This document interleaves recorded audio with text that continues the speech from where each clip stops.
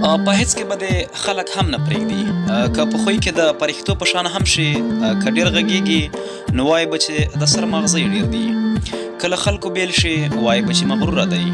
که هر چا سره مخامخ کېږي او ورسره تګ او راتګ کوي نو وایي به چې بېګا سبا د خلکو په کورونو ګرځي که شته راټولولي نو د شوم نوم در باندې ږدي که یې لګوي نو وایي به چې څه ارامي دی که چاته ځواب نه ورکوي او ټیټ سر ګرځي نو وایي به چې دا خو په هیڅ هم نه دی په هیڅ نه پوهېږي که ځان جوړ کړي نو وایي به چې د ښځه غوندې ځان جوړوي که ساده ژوند کوي او ساده جامې اغوندي نو وایي به چې شوم دی داسې نور هم ډېر څه شته چې په یوه کې به دې هم خلک پرې نږدي زه او ته خو پرېږده چې د خلکو له خولو نه د حضرت محمد صلی الله علیه وسلم خوندي نه وو خو بیا هم